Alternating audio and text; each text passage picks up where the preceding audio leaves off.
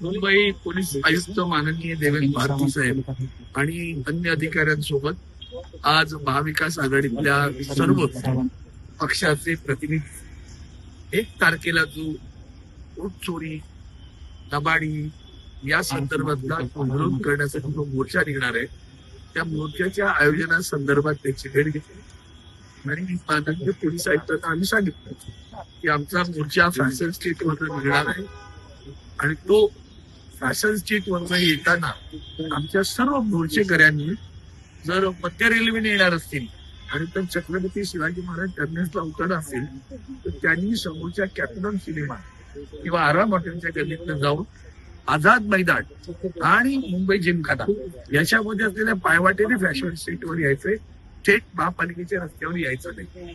त्याचबरोबर जे पश्चिम उपनगरात येणार आहेत त्यातले काही मेट्रोने येतील, काही बसने येतील, बसने त्यांनी इन्कम टॅक्सच्या महर्षी कर्वे रोड नेऊन इन्कम टॅक्सच्या इमारतीसमोर उतरायचं आहे आणि तिथून आतल्या गल्लीतनं चालत हॉस्पिटलला पुन्हा फॅशन स्ट्रीटवर यायचं आणि दोन्ही बाजूने जे येतील आणि गाड्या त्यांनी पुढं नेऊन पार्क करायच्या. इकडं पीडीबीडो रोडला न्यायचे, इकडे चर्चगेटच्या बाजूला नेऊन पुढं हुतात्मा चौकाकडनं पुन्हा त्याच रोडला पार्क करता येतील.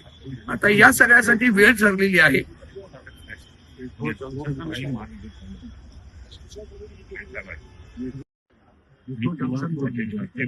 या संदर्भातला QR कोड सुद्धा आमच्याकडनं आमच्या सगळ्या येणाऱ्या मोर्चेकऱ्यांना दिला जाईल.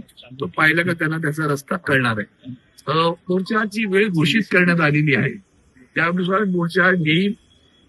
पाऊस सगळंच आहे, पण काल आदरणीय उद्धवजींनी सुद्धा त्या 2 वरळीच्या NSCच्या डोम मध्ये सांगताना सांगितलं पाऊस असो नसो मोर्चा निघणार म्हणजे निघणार.